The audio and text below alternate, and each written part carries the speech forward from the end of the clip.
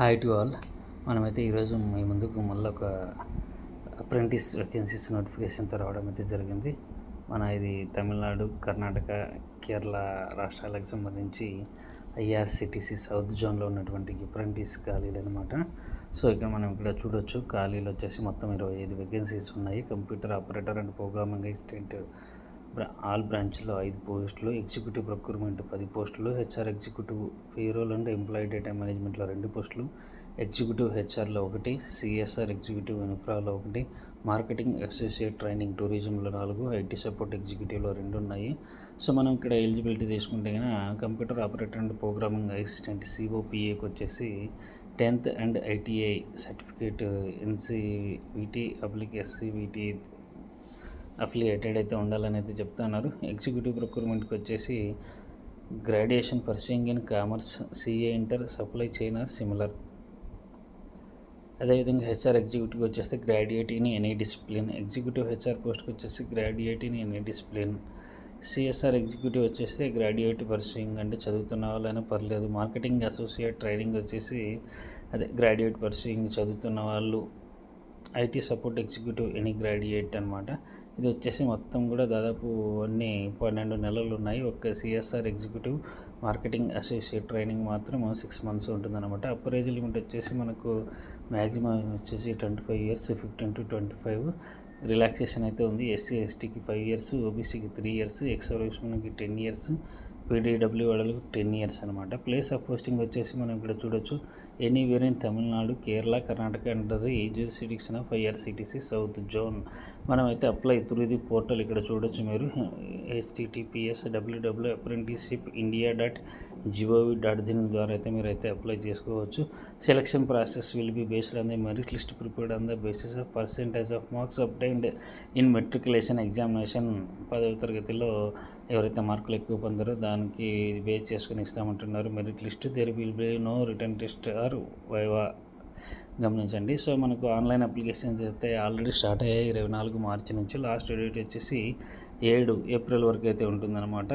Essential qualifications, సరే మనం ఇందాకే చెప్పుకున్నాము క్వాలిఫికేషన్స్ గురించి, ఇంకా మళ్ళీ చెప్పుకోలేదు. ఇంకా ఈ రిజర్వేషన్స్ ఉన్నాయి కాబట్టి ఈ రిజర్వేషన్స్ ద్వారా ఎవరైతే బెనిఫిట్ పొందాలి లేదా అప్లై పొందాలి అనుకుంటుంటారో ఆ రిజర్వేషన్ రూల్ ఆఫ్ రిజర్వేషన్స్ అయితే ఫాలో అవ్వండి. మీకు కావాల్సిన సర్టిఫికేట్స్ అన్నీ అయితే అందుబాటులో ఉంచుకొని అప్లై చేయండి.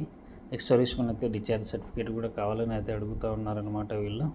ఇంకా రిజర్వేషన్ గురించి నేను ప్రతి వీడియోలో ఎందుకంటే చెప్పడం లేదు, ఎందుకంటే ఆల్రెడీ ఎవరైతే మనం అప్లై చేస్తూ ఉంటామో మనకు కామన్గా ఇంకా ఏజ్ రిలాక్సేషన్ ఉంది. ఒకవేళ ఏజ్ రిలాక్సేషన్ ఉంది కాబట్టి మనం అప్లై చేయాలనుకుంటే మనకు కావాల్సిన డాక్యుమెంట్లు ఏముంటే మనకు తెలుసు కాబట్టి ఇంకా మనం ప్రతిసారి దాని గురించి డిస్కస్ చేయడం లేదనమాట. ఈడబ్ల్యూఎస్ వాళ్ళు కూడా అప్లై చేసేసుకోవచ్చు. ఇక్కడ మనకు మోడ్ ఆఫ్ సెలక్షన్ చూసుకుంటే మనకు ఇక్కడ చూడొచ్చు, selection will be based on merit list prepared అందని ఇందాక చెప్పుకున్నాం మనము.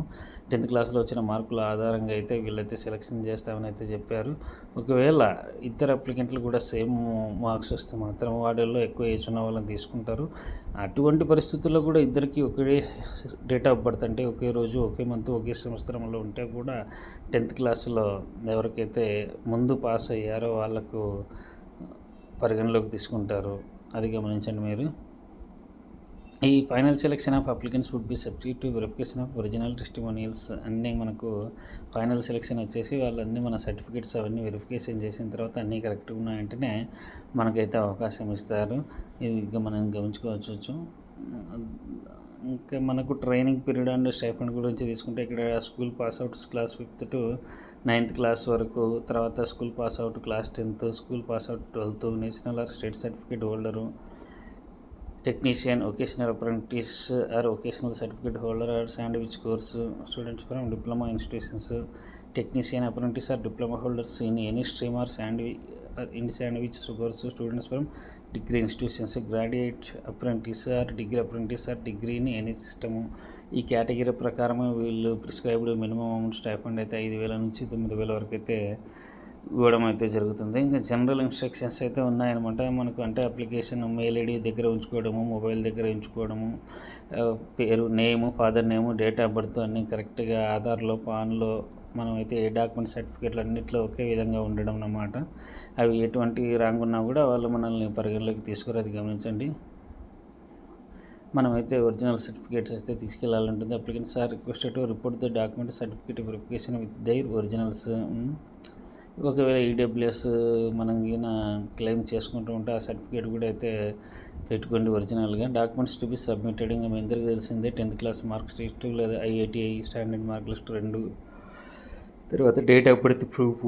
మనకు కోర్స్ ఆటోమేటిక్గా మనకు 10th క్లాస్ సర్టిఫికేట్లో ఉంటుంది కాబట్టి సరిపోతుంది. కన్సల్టేటెడ్ ఐటీఐ మార్క్స్ షీట్ అయితే పెట్టుకోండి ఒరిజినల్గా. ఒకవేళ national trade certificate issued by NCVT SCVT ఉంటే అది కూడా కావాలి అని అడుగుతున్నారు కాబట్టి అది పెట్టుకోండి. క్యాస్ట్ సర్టిఫికేట్ కావాలి. డిజబిలిటీ సర్టిఫికేట్ ఎవరైతే in case of PWBD applicants ఉన్నారో వాళ్ళు. ఒకవేళ డిశ్చార్జ్ సర్టిఫికేట్, సర్వింగ్ సర్టిఫికేట్ ఎవరైతే ఆర్మీ వాళ్ళు కూడా ఆర్మీ వాళ్ళ కుటుంబానికి సంబంధించిన పిల్లలు అప్లై చేస్తున్నారో, ఒకవేళ ఆర్మీ నుంచి రిటైర్ అయితే డిశ్చార్జ్ సర్టిఫికేట్, లేదా ఎవరైతే సర్వీస్లో ఉన్నారంటే సర్వింగ్ సర్టిఫికేట్ అయితే అవసరం అనమాట. ఇక్కడ మనకు నోట్ ఇంకా ఇవన్నీ కామన్. అంటే జేపీజీలో సబ్మిట్ చేయాలి మనము. ఎంత 20 KB నుంచి 70 KB సైజ్ ఎంత ఉండాలి అవన్నీ. సో మనం ఆటోమేటిక్గా అప్లై చేస్తూ ఉంటే అది మనకు తెలుస్తుంటుంది. మళ్ళీ దాని గురించి చెప్పాల్సిన అవసరం లేదు.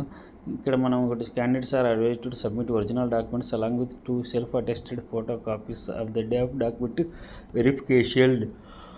డాక్యుమెంట్ వెరిఫికేషన్ రోజు 2 పాస్పోర్ట్ సైజ్ ఫోటోలు కూడా అడుగుతున్నారన్నమాట. Important instructions.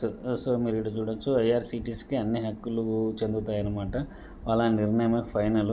వీళ్ళు ఎటువంటి కరెస్పాండెన్స్ని అంటే దీనికి సంబంధించిన కరెస్పాండెన్స్ని అయితే మేము ఎంకరేజ్ చేయమని అయితే చెప్తున్నాము. తర్వాత క్యాన్వాసింగ్ అంటే ఇక్కడ మీరు ఎవరితోనైనా రికమెండేషన్ అటువంటివి కూడా ఏమీ నడవవు అని అయితే చెప్తా ఉన్నారన్నమాట. ఒకవేళ అటువంటిది ఎవరైనా చేస్తే కన్నా సరే మనల్ని అయితే పరిగణలోకి తీసుకొని ఎవరైతే shall be cancelled if fails to produce the required original సర్టిఫికేట్లు ఎవరైతే తీసుకురాలేరో no daily allowance, convenience allowance or travelling allowance will be paid to the applicant called for document verification. వెళ్ళినప్పుడు మనకు డైలీ అలవెన్స్ కానీ కన్వీనియన్స్ అలవెన్స్ కానీ రానుకున్న కానీ travelling అలవెన్స్లు కానీ ఏమి ఇవ్వమైతే చెప్తున్నారు. After selection of engagement request of applicants to change the trade will not be entertained. Join అయిన తర్వాత అంటే సెలెక్ట్ అయిన తర్వాత నేను మళ్ళీ ట్రేడ్ చేంజ్ చేసుకుంటానంటే మాత్రము దానికి అవకాశం లేదని అయితే తెలియజెప్పుకున్నారు. Applicant will be trained only for the trade in which they have been selected. దేనికైతే సెలెక్ట్ అయ్యారో దాంట్లో మాత్రమే ట్రైనింగ్ ఇవ్వబడుతుందని అయితే తెలియజేస్తున్నారు అన్నమాట. Applicant selected for training will not be allowed to withdraw from training except for reasons which are beyond their control. So ఎటువంటి పరిస్థితుల్లో కూడా సెలెక్ట్ అయిన తర్వాత విత్డ్రా చేసుకుంటాము. మాకు వద్దు అనుకుంటే మాత్రము, సరైన కారణాలు లేకుంటే మాత్రము పంపమని అయితే చెప్తున్నారు. Applicants will be selected purely on merit. గమనించండి, వీళ్ళైతే ఇంపార్టెంట్ అడ్వైజర్ అని చెప్పిస్తున్నారు. IRCTC has not appointed any agents for action on its behalf. మేము ఎటువంటి ఏజెంట్స్ని అయితే నియమించలేదు ఇందుకొరకు. బయట చాలామంది ఒకవేళ మేము జాబ్స్ ఇప్పిస్తామంటే కూడా నమ్మొద్దండి నేను వీళ్ళు చెప్తున్నారన్నమాట. సో అది గమనించండి. సో ఎవరైతే అప్రెంటిస్ అప్లై చేయాలనుకుంటున్నారో అప్లై చేసేసుకోండి. మనకైతే 7 ఏప్రిల్ 2025 వరకు టైం ఉంది. మీరు ఇక్కడ మళ్ళీ ఒకసారి చూసుకోండి. నేను డిస్క్రిప్షన్లో అప్లై త్రూ ది పోర్టల్ అనేది ఉంది కాబట్టి దానికి వెబ్సైట్ లింక్ కూడా మీకు ఇస్తాను. ఓకే అండి, all the best, thank you.